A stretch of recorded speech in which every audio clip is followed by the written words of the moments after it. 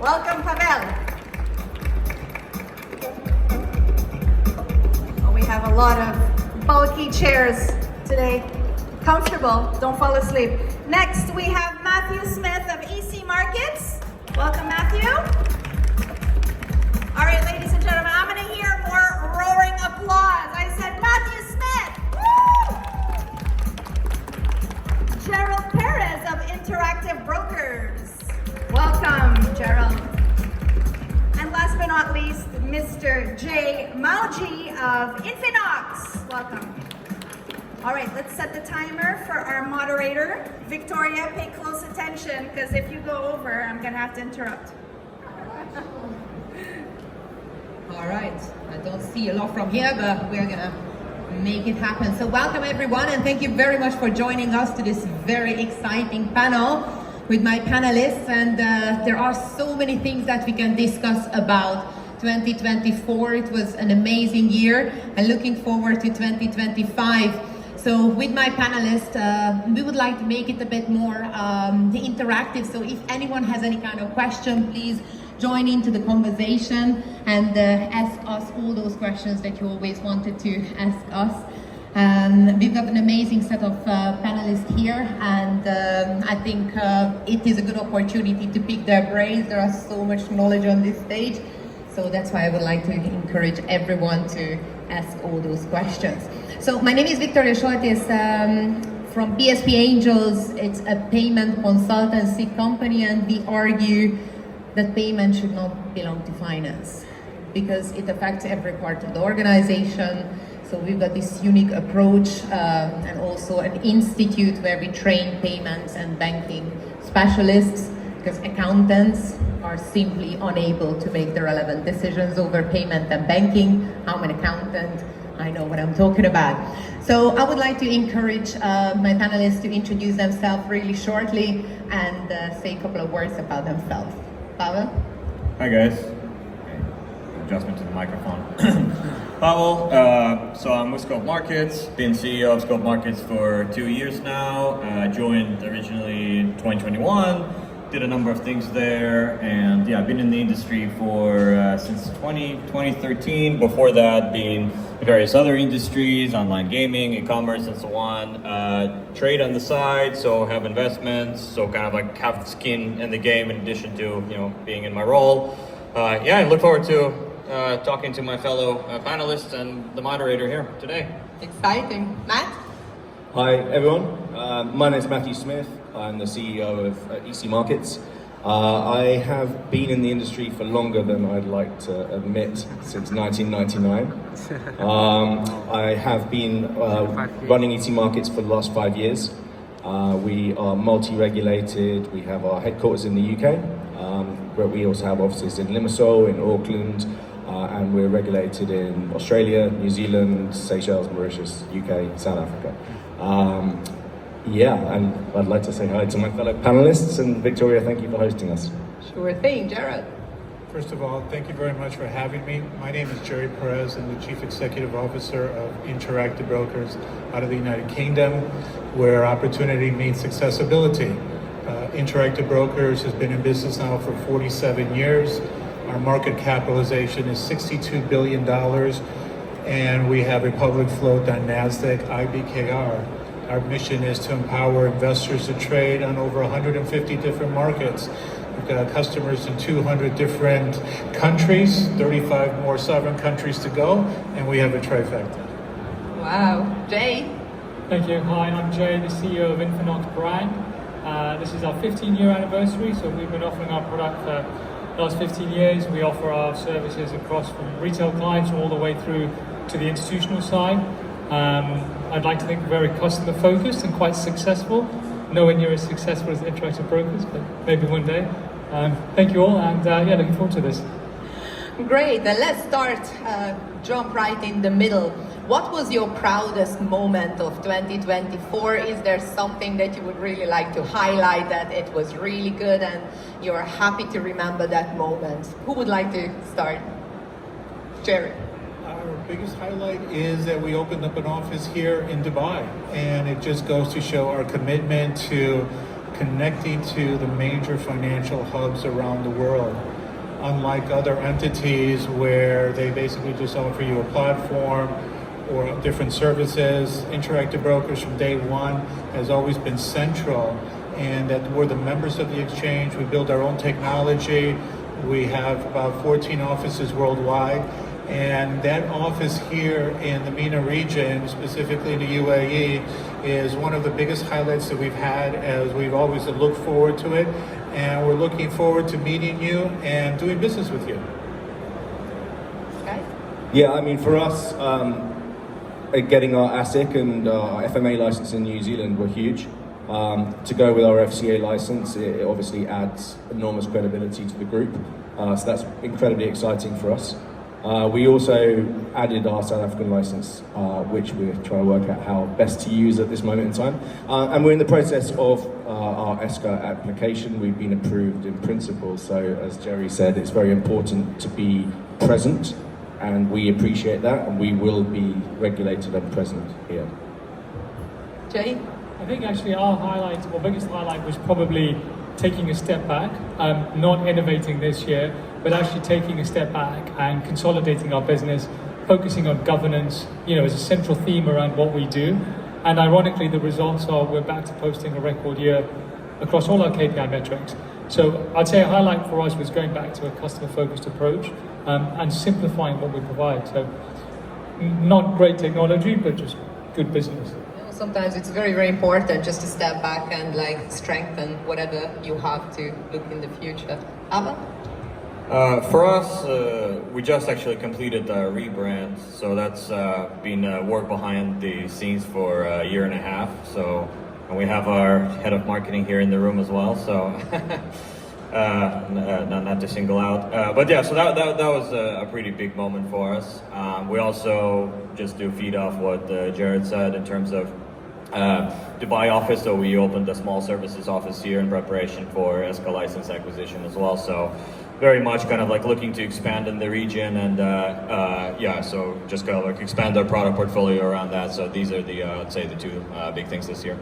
Amazing. So a lot of you are actually expanding as well. What do you think about the market here? Why was it a very important part to expand? And Matt and Jay, maybe you can reflect that why do you think that being global, it really matters, and all of the licenses that, for example, Matthew mentioned, that why do you think that the global exposure is very important instead of focusing on one market only?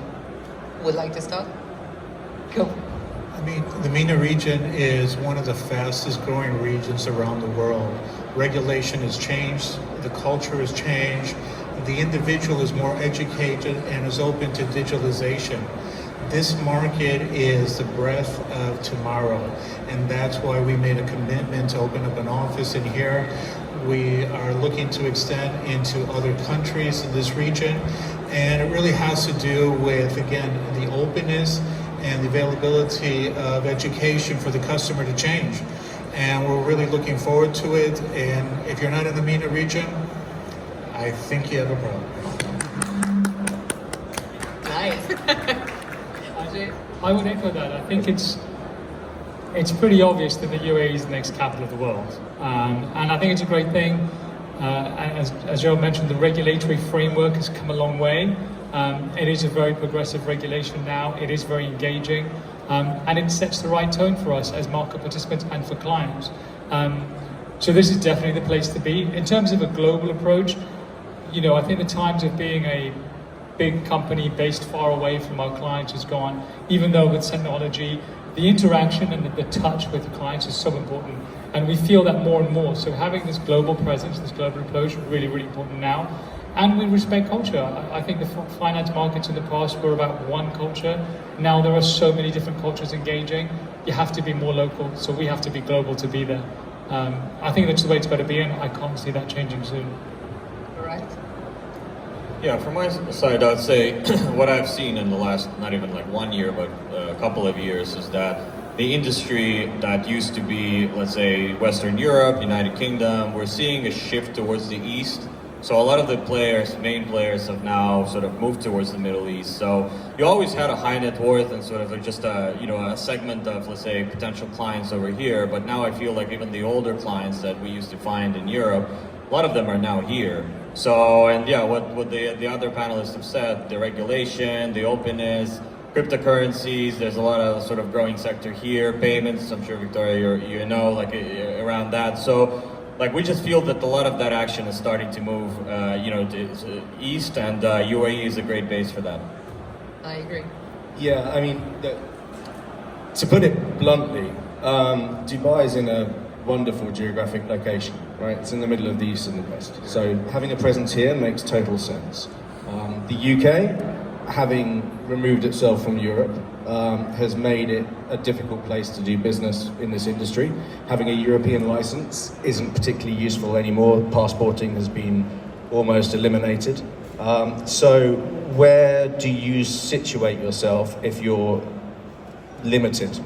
And Dubai is open, it's welcoming, it's a good place to do business, and it's a good place for us to be located. Amazing. And I agree with you because someone told me that now the Middle East is what Europe was 10 years ago. All the innovation is here, all the regulator innovations are here. People try to see that what could be the best for the area. And Pavel, you mentioned an interesting part, the crypto.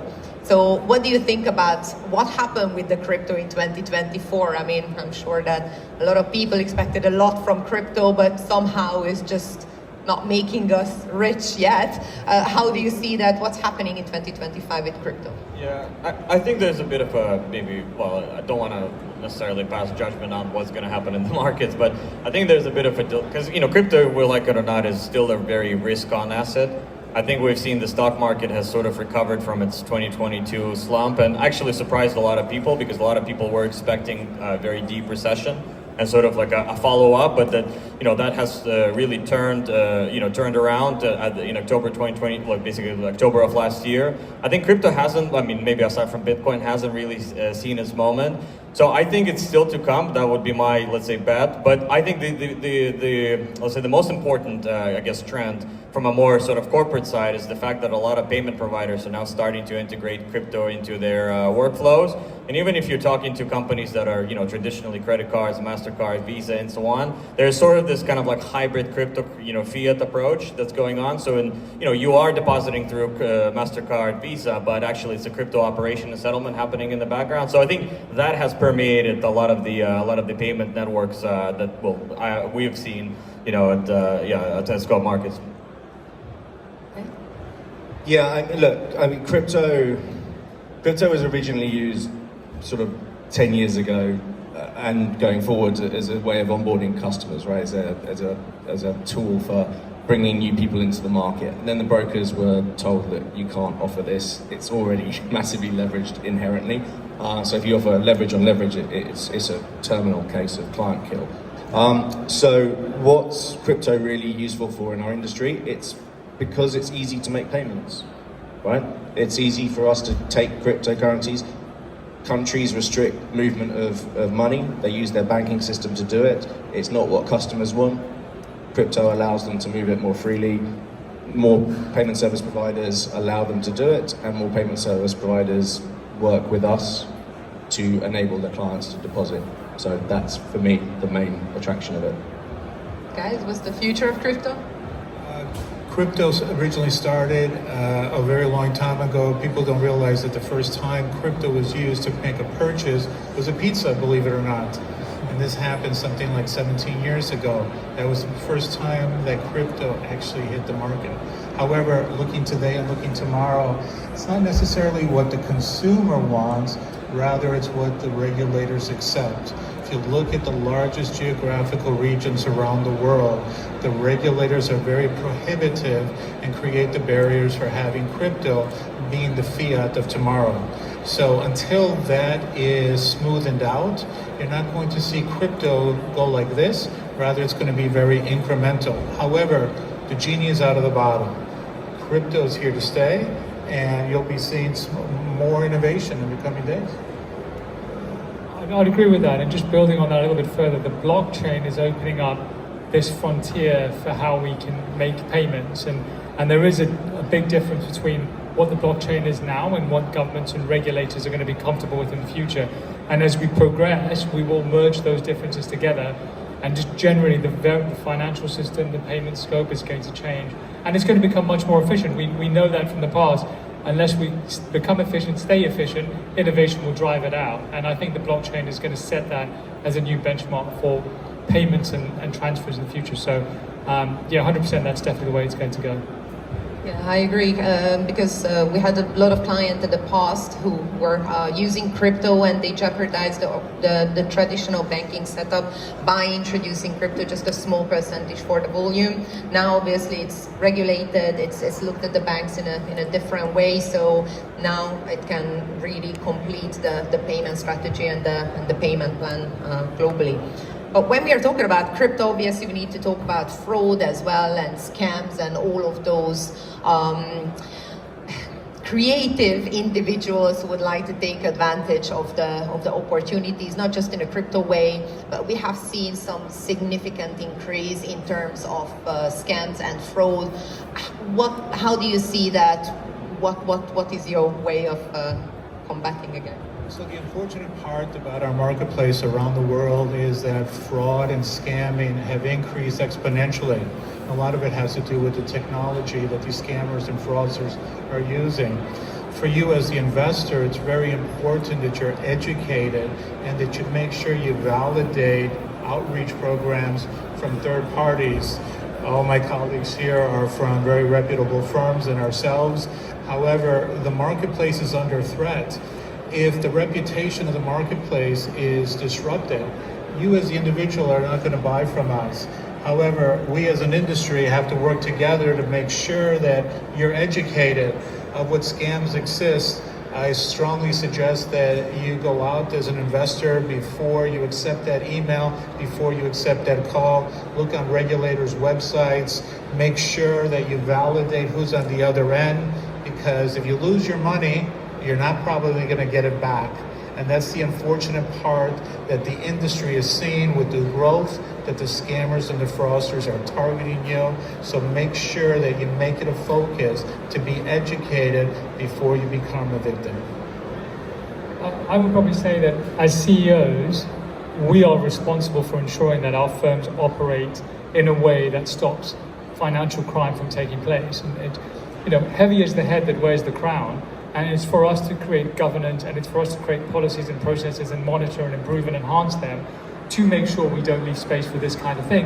And if we can do that, then we have a very valid and thriving industry. And if we don't, then we know exactly what will happen to our industry, and that will be our responsibility. So I think we should take a lot of responsibility for that. We don't have to wait for regulators to tell us what's right and wrong.